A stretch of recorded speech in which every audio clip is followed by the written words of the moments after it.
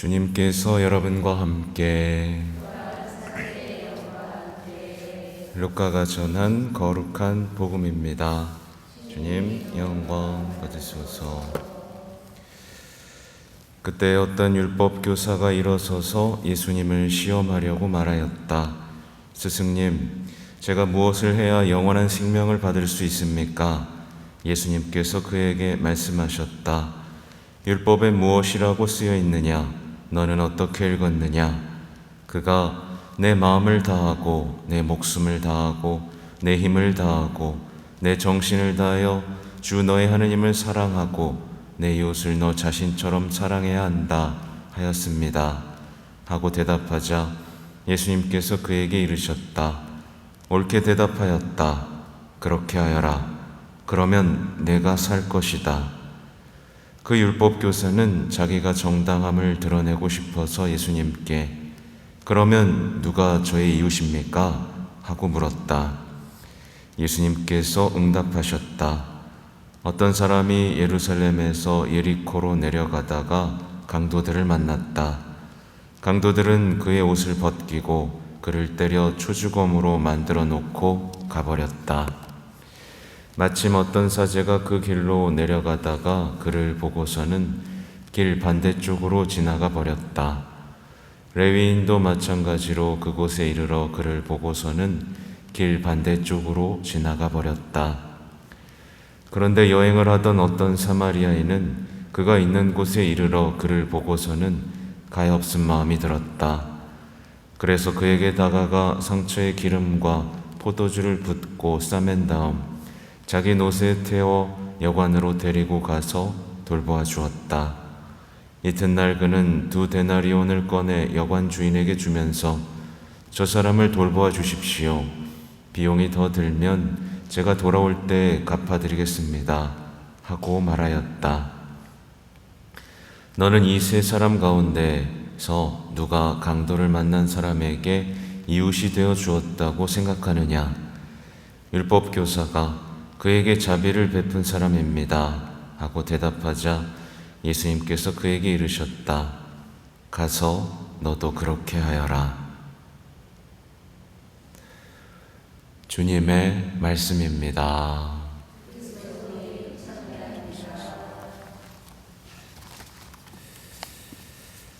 자비로이 교회를 이끌어 주신 주님 기억하며 감사하게 하소서. 네, 오늘 요나 예언서가 시작되고 있는데요. 요나 예언서는 요나는요 주님을 피해서 달아나고 있습니다. 우리 역시 그럴 수 있는데요. 여러분의 소명은 무엇인가요? 여러분은 주님으로부터 어떤 일을 부여받으셨어요? 바로 기억이 안 나면 뭐죠? 도망가고 있는 겁니다. 도망가는 사람들은 어떻게 보면 오늘 독서 내용과 비교할 수 있겠죠. 그는 잠들어 버린 사람이고요. 삶이 요동치고 있고 이웃들이 위험에 빠져 있음에도 불구하고 잠들어 버리고 주변 사람들 위험에 처한 상태에서도 무관심한 사람. 어떻게 보면 이건 우리 삶에서 드러납니다. 만약에 가정이 막 요동치고 있어요. 그죠? 가정이 요동치고 있고 내가 속한 단체가 요동치고 있는데 잠들어 있는 거죠. 내가 죽지 않으면, 나를 버리지 않으면 이 공동체가 다시 항해할 수 없게 됨에도 불구하고 그걸 외면해버리는 우리의 삶도 이와 같을 수 있습니다. 그래서 사람들이 묻잖아요. 당신은 무엇하는 사람이고 어디서 오는 길이요? 당신은 어느 나라 사람이며 어느 민족이요? 여러분 무엇하는 사람입니까? 여러분은 어디에 있어야 하는 사람이죠? 또 여러분은 누구에게 속한 사람입니까? 이거 너무 명확하죠, 그죠? 우리는 하느님의 일을 해야 되는 사람이고요, 하느님께 영광을 드려야 되는 사람이고요. 어디에 있어야 되냐? 성전에 있어야 되고, 가정에 있어야 되고, 성체 앞에 있어야 되고, 십자가 아래에 있어야 되고, 주님이 부르시는 바로 그곳에 있어야 되는, 주님께서 시키신 일을 해야 되는 사람이죠. 우리는 어디에 속해 있느냐? 하나님께 속해 있고, 교회에 속해 있고, 또 성모님께 봉헌된 사람들이죠. 너무 명확하죠, 그죠? 근데 우리는 다 도망갈 수 있습니다. 이건 우리 삶에서 자주 벌어지는 일이에요. 하나님의 말씀을 듣지 않는 겁니다. 너 이렇게 좀 해주겠니? 그랬더니 안 듣고, 내 양심에서 목소리가 계속 들려옴에도 불구하고 안 듣고, 제안을 하시잖아요. 소명을 보하시고 나와 함께 좀 일해주지 않겠어? 근데 달아나는 겁니다. 안타까운 건 뭐냐면 이렇게 달아나고 있잖아요. 그럼 달아나면서 뭔가 좀 죄책감을 느껴야 되는데 그걸 모릅니다. 자기가 달아나고 있지만 달아나고 있지 않다라고 생각을 해요. 말씀으로부터 달아나고, 고해소에서도 달아나죠. 고해소에서 부르고 있잖아요, 예수님이, 그죠? 기도를 피해서 달아나고, 가까운 이웃을 피해 달아나면서도 자기는 하나님을 사랑한다라고 착각을 합니다. 난 하나님을 사랑하지. 사실은 도망가고 피해서 달아나고 있음에도 불구하고 말이죠.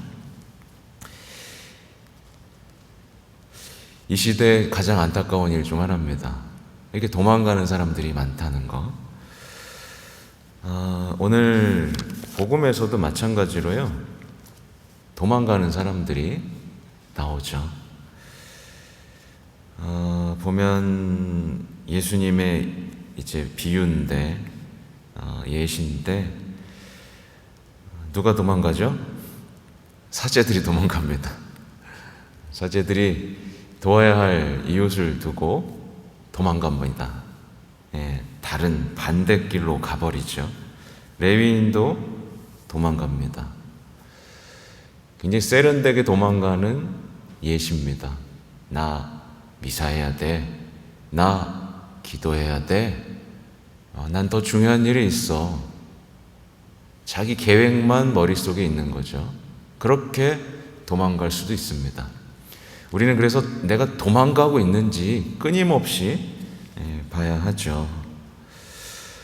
아무튼 이 사마리아인은 가엾은 마음, 또 하나님의 목소리를 들을 수 있는 이 열린 마음이 있었기 때문에 도망가지 않을 수 있었지만, 말하자면 이 사제와 레위인은 완전히 닫혀버린 마음, 사제직을 수행하고 또 뽑힌 이들이었지만 닫힌 마음 때문에 자신이 잘하고 있다, 충실하고 있다라고 생각했지만 정작 도망가는 삶에 빠져버린 겁니다.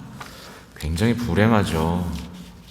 이 함정은 우리 삶에서도 언제든지 벌어질 수 있습니다. 난 충실해. 하지만 도망가고 있는 거죠. 어떻게 보면 열린 마음이란 뭐냐면 하느님의 계획에 열려 있는 거예요. 요나를 예를 들면 그렇습니다. 요나는 자기 삶의 계획이 있었던 거예요. 그리고 자신의 역사를 쓰고 싶었던 겁니다. 근데 하느님이 개입하시니까 그게 싫었던 거예요. 난 그렇게 하고 싶진 않은데. 근데 이 사마리아인은 하느님이 자신의 삶에 개입했다는 걸 알아차리는 겁니다. 그 가난하고 진짜 피떡이 됐겠죠, 그죠? 거의 죽어가는 이 이웃을 통해서 내 삶에 개입하는 예수님을 느끼고 어떻게 했어요? 자신의 삶의 계획을 바꿔버리는 겁니다. 말하자면 두 사람이 있는 거예요. 자기의 삶을 살고 자기의 역사를, 자기의 만족을 위해서 사는 사람이 있고, 하느님의 역사 안에 들어가서 내가 사라지더라도 그분께서 내 삶을 쓰시도록 하는 사람이 있는 거죠. 이 예시는 다른 예에도 우리 수많은 사람들, 성인들의 예에서도 드러나죠. 성모님의 삶에 성령께서 개입하시잖아요. 그러니까 성모님께서는 자신의 삶의 계획을 다 내려놓습니다. 요셉도 마찬가지. 우리 신앙의 성인들은 모두 자기의 삶의 계획들을 다 내려놓은 사람들이죠. 근데 세상은 완전히 반대죠. 자신의 계획을 실현하기 위해서 학교에 들어가고 결혼을 하고, 그렇죠? 모두 다 내 계획입니다. 그래서 내 계획을 망쳐놓는 모든 사람은 적이 되죠. 그렇죠? 그래서 하느님도 적이 되죠. 그렇죠? 내 삶에 왜 끼어드냐고. 내가 이렇게 열심히 준비해 왔는데. 그리고 내 계획을 도와주는 사람으로 전락해 버립니다. 난 이렇게 해야 되니까요, 도와주세요. 아니죠. 주님, 전 주님의 것이오니 제가 주님의 일을 돕게 해주십시오. 반대로 가야 되는데 우리는 주님을 종처럼 부리고 주님을 내 계획의 조력자로 여기고 있죠. 또 율법교사가 있는데, 율법교사는 이 예수님을 앞에 두고도 참 어처구니가 없죠. 시험하려고 자신의 정당함을 드러내기 위해서 질문을 하고 있습니다. 오늘날 많은 신앙인들 여기 비슷하게 또 걸려 넘어집니다. 질문만 하고 정당함만 주장하다가 예수님에게서 멀어져요. 이게 어디서 가장 많이 벌어지냐면 고해소에서 벌어집니다. 제가 왜 참아야 되죠? 삶은 왜 그런 거죠? 제가 뭘 해야 되죠? 질문만 하는 겁니다. 그리고 그래요. 제가 하도 죄를 못 찾아서 죄를 찾아드리면 아니에요. 저는 어쩔 수 없었어요.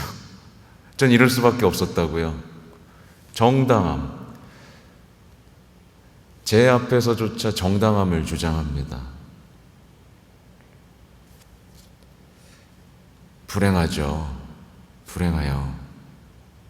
평생 질문만 하고 자신을 정당함만 주장하다가 예수님하고 멀어지는 신앙인들이 얼마나 많은지 모르겠습니다. 우린 질문하는 게 아니라 고백을 해야 되고요. 정당함을 주장하는 게 아니라 우리의 비참함을 고백하면 되는 거거든요. 너무나 간단한 일을 우리는 너무 복잡하게 만들고 있는 거죠. 아무튼 오늘 프란치스코 성인 기념일인데 여기 뭐 재속회도 있으실 거예요, 그죠? 네, 재속회도 있으실 거고 성인에 대해서 잘 아시는 분들도 많이 있을 겁니다. 근데 좀 그런 생각이 들었어요. 어젯밤에 프란치스코 성인에 대해서 생각하다가 이 프란치스코 성인을 왜 이렇게 어렵게 만들어 놨을까? 신학생으로 몇 년간 살면서도 약간 프란치스코 성인은 약간 가려져 있는 느낌이 들었어요. 말하자면 이 시대에는 뭔가 잘못된 것들이 뭐냐면 그렇게 쉽게 말씀하신 예수님의 가르침을 어렵게 만들어버리고 그렇게 단순한 삶을 사셨던 프란치스코 성인마저 어렵고 접근하기 어려운 분으로 만들어버렸다는 데 있어요. 저는 그냥 프란치스코 성인 하면 아담이 떠오릅니다. 아담. 원죄 이전에 있던 남성의 모습이 떠올라요. 자연하고 대화를 했잖아요. 그죠? 물고기들에게 설교하고, 그죠? 새들하고도 대화했던. 또 그의 시선에는 모두가 형제였던 거예요. 네, 형제로 다 느껴졌던 겁니다. 그래서 이 교황님께서 발표하신 회칙에 찬미받으소서, 자연에 대한 회칙, 그죠? 그리고 모든 형제들에게 우리의 형제를 회복해야만 한다는 그 메시지. 그러니까 프란치스코 교황님의 회칙과 말씀들을 보면 프란치스코 성인의 어떤 현대적인 영성을 볼 수 있는 거예요. 되게 단단하죠, 그죠? 그냥 창조 때 모습 그대로. 어떻게 보면 성모님께서 원죄 없으신 여인의 삶을 드러냈다면 프란치스코 성인은 원죄 없었던 한 남성의 모습을 드러냅니다. 간단하잖아요, 그죠? 겸손하고 가난하고 순종했고 너무나 사랑했기 때문에 오상마저 받아서 그분이 계획에 같이 동참한 겁니다, 그죠? 그분이 세상을 구원했던 그 삶에 그냥 동참하게 된 거예요. 그 사랑이, 그죠? 아무튼 마지막으로 어젯밤에 읽었던 프란치스코 성인의 그 권고 짧게 읽어드리고 끝내겠습니다. 사랑과 지혜가 있는 곳에 두려움도 무지도 없습니다. 인내와 겸손이 있는 곳에 분노도 동요도 없습니다. 기쁨과 더불어 가난이 있는 곳에 탐욕도 인색도 없습니다. 고요와 묵상이 있는 곳에 걱정도 방황도 없습니다. 자기 집을 지킴에 주님의 두려움이 있는 곳에 원수가 들어갈 곳이 없습니다. 자비와 신중함이 있는 곳에 지나침도 완고함도 없습니다. 아멘.